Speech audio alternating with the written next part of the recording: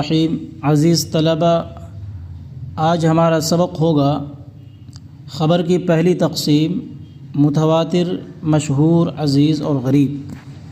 اس سلسلے میں متن کا خلاصہ پرانے نسخے کے اعتبار سے صفحہ نمبر 11 تک یہ ہے کہ خبر متواتر کی 4 شرائط کا ذکر ہوگا اور اس کی تفصیل ہوگی۔ پہلے آپ ترجمہ سنیں اور اخیر میں انشاءاللہ ایک ہی ساتھ سارا خلاصہ بیان کر دیا جائے گا۔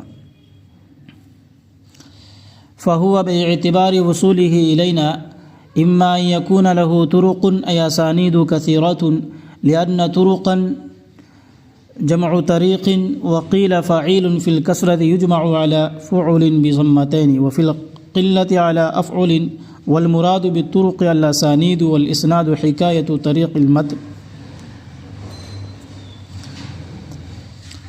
پھر وہ یعنی خبر اپنے پہنچنے کے اعتبار سے ہم تک، پھر وہ یعنی خبر ہم تک پہنچنے کے اعتبار سے یا تو اس کے طرق ہوں گے یعنی اس کی سندیں کثیر ہوں گی، اس لیے کہ طرق طریق کی جمع ہے، اور فعیل کی جمع کثرت فعول بضمتین کے وزن پر لائی جاتی ہے، اور جمع قلت افعل کے وزن پر لائی جاتی ہے۔ اما ان یکون له طرق أي اسانید کثیرۃ،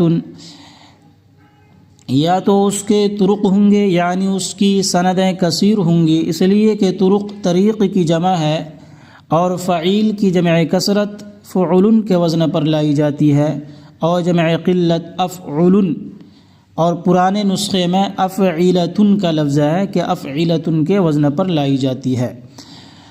والمراد بالطرق الاسانید، اور طرق سے مراد اسانید ہے۔ والاسناد حکایت طریق المتن، اور اسناد حکایت طریق المتن ہے۔ اس عبارت میں یہ بتلایا گیا کہ طرق سے مراد سند ہے، اور طرق چونکہ جمع کثرت ہے اس کا اطلاق کم سے کم 10 یا 10 سے زائد پر ہوگا، یہ اس کو بتلا رہے ہیں۔ اس نسخے میں اعلی افعول ہے، جبکہ قدیم نسخے میں افعیلۃ کا لفظ ہے۔ طرق سے کیا مراد ہے؟ اسانید ہے۔ اسناد کی کیا تعریف ہے؟ متن کے طریقے کو نقل کرنا ہے، متن کے طریقے کو نقل کرنا ہے۔ وَتِلْكَ الْكَسْرَةُ أَحَدُ شُرُوطِ التَّوَاتُرِ إِذَا وَرَدَتْ بِلَا حَصْرِ عَدَدٍ مُعَيَّنٍ بَلْ تَكُونُ الْعَادَةُ قَدْ أَحَالَتْ تواطؤهم على الكذب، وكذا وقوعه منهم اتفاقا من غير قصد، فلا معنى لتعيين العدد على الصحيح۔ اور وہ کتابوں میں ترجمہ اس کا یہ کریں گے، اور یہ کثرت تواتر کی شرطوں میں سے ایک ہے، اور یہ کثرت تواتر کی شرطوں میں سے ایک ہے، بشرطے کہ آئے بلا حصر عدد معین، عدد معین کے حصر کے بغیر آئے، بلکہ عادت محال قرار دے، بل تکون العادت قد احالت، بلکہ عادت محال قرار دے ان عدد کثیر کے جھوٹ پر اتفاق کرنے کو، تواطؤہم علی الکذب، ان کے جھوٹ پر اتفاق کرنے کو، اور اسی طرح ان سے جھوٹ کا صدور، جھوٹ کا وقوع اتفاقاً غیر ارادی طور پر بھی نہ ہو، اور اسی طرح ان سے جھوٹ کا صدور اتفاقاً غیر ارادی طور پر بھی نہ ہو۔ لہذا عدد کی تعیین کا صحیح قول کے مطابق عدد کی تعیین کا کوئی مطلب نہیں بنتا، فلا معنی لتعیین العدد علی الصحیح، لہذا عدد کی تعیین کا کوئی مطلب نہیں بنتا صحیح قول کے مطابق۔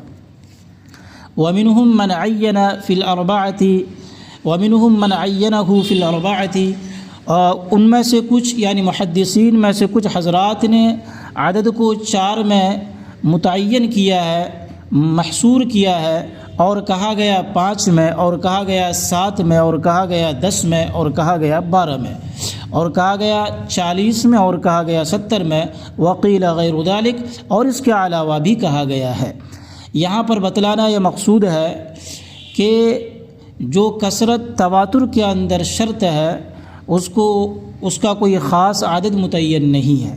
ابن حجر عسقلانی نے علی الصحیح کہا ہے، صحیح قول یہی ہے۔ البتہ بعض حضرات نے عدد کو متعین کر دیا ہے، کسی نے 4 کہا، کسی نے 5 کہا، کسی نے 6 کہا، ہر ایک کے پاس اپنی دلیل ہے۔ آگے اسی کی وضاحت کریں گے کہ وَتَمَسَّكَ كُلُّ قَائِلٍ بِدَلِيلٍ جَاءَ فِيهِ ذِكْرُ ذَلِكَ الْعَدَدِ، اور ہر ایک کہنے والے نے دلیل پکڑی ہے، تمسک استدلال کیا ہے ایسی دلیل سے جس میں اس عدد کا ذکر آیا ہے۔ فافاد العلم، پھر اس عدد نے یقین کا فائدہ دیا ہے۔ ولیس بلازم ان یطرد فی غیرہ لاحتمال الخصوص، ولیس بلازم، اور ضروری نہیں ہے کہ ثابت ہو یقین اس کے علاوے میں لاحتمال الخصوص، خصوص کے احتمال کی وجہ سے۔ کیا مطلب ہے کہ جن حضرات نے یہ کہا ہے کہ حدیث کے اندر مثال کے طور پر شہود زنا 4 ہیں، اسی طریقے سے اسی لیے 4 عدد ہونا چاہیے، اور اسی طریقے سے لعان کو سامنے رکھتے ہوئے یہ کہا کہ لعان کے اندر 4 گواہ 4 بار قسم لی جاتی ہے، اس لیے 4 ہونے چاہیے۔ اسی طریقے سے کسی نے 7 کہا کہ زمین و آسمان کی تعداد 7 ہے، اس لیے عدد 7 ہونا چاہیے۔ یہ ہر ایک نے اپنی دلیل دی ہے۔ تو ابن حجر نے ولیس بلازمین سے یہ صاف کر دیا کہ ہو سکتا ہے کہ وہ عدد اس واقعے میں اس مقام پر یقین کا فائدہ دے رہا ہو، لیکن اس کے علاوہ دوسری جگہ یقین کا فائدہ نہ دے۔ یہ احتمال ہے کہ وہ عدد اس واقعے کے ساتھ خاص ہے، لاحتمال الاختصاص کا مطلب یہ ہے۔ یہ کہہ کر کے انہوں نے اس کو رد کر دیا۔ آگے فَإِذَا وَرَدَ الْخَبَرُ كَذَلِكَ وَانْضَافَ إِلَىٰ أَنْ يَسْتَوِيَ الْأَمْرُ فِيهِ فِي الْكَثْرَةِ الْمَذْكُورَةِ مِنِ ابْتِدَائِهِ إِلَىٰ انتہائِهِ، پس جب خبر آئے اسی طرح اور مل جائے اس کے ساتھ یہ بات کہ معاملہ اس میں کثرت مذکورہ کے اندر ابتدا سے انتہا تک اسی طرح ہو، معاملہ ابتدا سے انتہا تک اسی طرح ہو، یعنی کثرت مذکورہ جس طرح شروع میں ہے اسی طرح آخر میں بھی ہونی چاہیے۔ والمراد بالاستواء ان لا تنقص الکثرۃ المذکورۃ فی بعض المواضع، اور استوا سے مراد یہ ہے کہ کثرت مذکورہ کسی مقام پر، سند کے کسی مقام پر کسی بھی طریق میں، کسی بھی طبقے میں کم نہ ہو۔ لا اللہ تزیدہ، یہ مطلب نہیں ہے کہ اضافہ نہ ہو، سند بڑھے نہ، تعداد بڑھے نہ، کثرت بڑھے نہ۔ اذ الزیادۃ مطلوبۃ ہنا من باب الاولیٰ، اس لیے کہ زیادتی مطلوب ہے یہاں بدرجہ اولا، یعنی باب التواتر میں بدرجہ اولا زیادتی مطلوب ہے۔ یکون مستند انتہائی الامر المشاہد بالمسموع لا ما ثبت بقضیۃ العقل الصرف کالواحد نصف الاثنین، اور یہ کہ سند کا منتہا مدار امر مشاہد یا امر مسموع ہو، ایسی چیز نہ ہو جو ثابت ہو محض عقل کے فیصلے سے، جیسے 1 2 کا آدھا ہے۔ ایک بات یہ یاد رکھیں کہ پرانے نسخوں میں کالواحد نصف الاثنین کا لفظ نہیں ہے۔ اس عبارت کا مطلب اچھی طرح سمجھ لیں کہ خبر متواتر کا تعلق امر مشاہد یا امر مسموع سے ہے، یعنی راوی یہ کہے کہ میں نے دیکھا ہے یا میں نے سنا ہے۔ مثلا یہ کہے رأیت رسول اللہ صلی اللہ علیہ وسلم، یہ امر مشاہد ہے، اس کا تعلق حدیث فعلی سے ہے۔ یا پھر وہ یہ کہے کہ سمعت رسول اللہ صلی اللہ علیہ وسلم، میں نے رسول اللہ صلی اللہ علیہ وسلم سے سنا ہے، اس کا تعلق حدیث قولی سے ہے۔ اگر خبر متواتر کا تعلق ان 2 چیزوں سے، امر مشاہد سے ہے یا امر مسموع سے ہے، تو متواتر ہے۔ اگر راوی پوری سند بیان کرنے کے بعد یہ کہے مثال کے طور پر کہ 1 2 کا آدھا ہے، بات سچی ہے، لیکن یہ عقلی قضیہ ہے، عقل نے فیصلہ کیا، اس کا تعلق عقل سے ہے، دیکھنے سے نہیں ہے، اس کا تعلق سننے سے نہیں ہے۔ اسی طریقے سے یہ کہے کہ العالم حادث، اس کا تعلق بھی عقل سے ہے، تو اس کو خبر متواتر نہیں کہا جائے گا۔ فَإِذَا جَمَعَ هَذِهِ الشُّرُوطُ الْأَرْبَعَةُ وَهِيَ عَدَدٌ كَثِيرٌ أَحَالَتِ الْعَادَةُ تَوَاطُؤَهُمْ أَوْ تَوَافُقَهُمْ عَلَى الْكَذِبِ، پس جب جمع ہو جائیں یہ چاروں شرطیں اور وہ عدد کثیر ہے کہ عادت محال قرار دے ان کے جھوٹ پر اتفاق کرنے کو، ان کے جھوٹ پر متفق ہونے کو عادت محال قرار دے۔ وَرَوَوْا ذَلِكَ عَنْ مِثْلِهِمْ مِنَ الْإِبْتِدَاءِ إِلَى الْانْتِهَاءِ، اور روایت کریں وہ اپنے مثل سے ابتدا سے انتہا تک، اپنے مثل سے ابتدا سے انتہا تک روایت کریں۔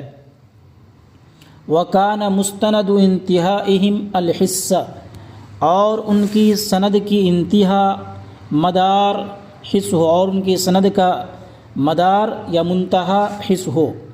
وانضاف إلى ذلك أن يصحب خبرهم إفادة العلم لسامعه فهذا هو المتواتر، اور مل جائے اس کے ساتھ یہ کہ ان کی خبر مفید یقین کے اپنے سامع کے لیے یقین کا فائدہ دے، یہ متواتر ہے۔ اس عبارت کو ذرا سمجھ لیں۔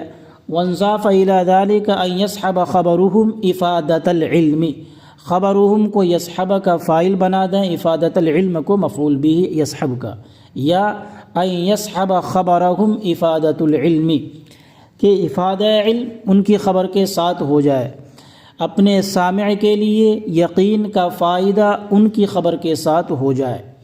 خلاصہ یہ ہے کہ جب یہ چاروں شرطیں جمع ہو جائیں تو وہ خبر سامع کے لیے مفید یقین ہو، یقین کا فائدہ دینے والی ہو، تو یہ متواتر ہے۔ وما تخلفت افادۃ العلم عن كان مشہورا فقط فكل متواتر مشہور من غیر عکس،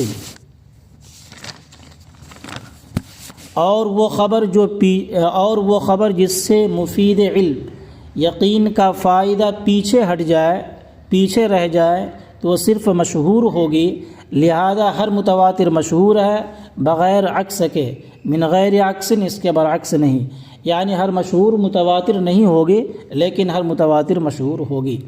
وقد يقال ان الشروط الاربعۃ اذا حصلت استلزمت حصول العلم، اور کبھی کہہ دیا جاتا ہے کہ شروط اربعہ مذکورہ چاروں شرطیں جب حاصل ہو جائے تو مستلزم ہو جاتی ہیں یقین کے حصول کو، یقین حاصل ہو جاتا ہے، یقین کے حصول کو مستلزم ہو جاتی ہے۔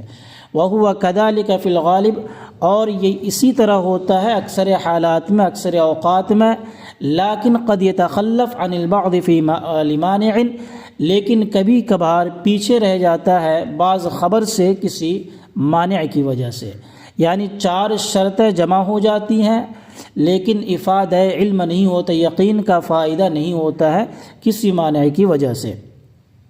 وقد وضح بهذا تعریف المتواتر، پرانے نسخے کے اندر ہے وقد وضح بهذا التقریر، اور واضح ہو گئی اسی تقریر سے، اس تقریر سے متواتر کی تعریف واضح ہو گئی۔ وخلافه قد يرد بلا حصر ایضا، اور اس کی ضد کبھی آتی ہے، اس کی ضد یعنی مشہور، اس کی ضد یعنی مشہور کبھی آتی ہے بغیر حصر کے بھی، لیکن مع فقد بعض الشرط، لیکن شروط میں سے کسی شرط کے مفقود ہونے کے ساتھ، مع فقد بعض الشروط او مع حصر بما فوق الاثنين،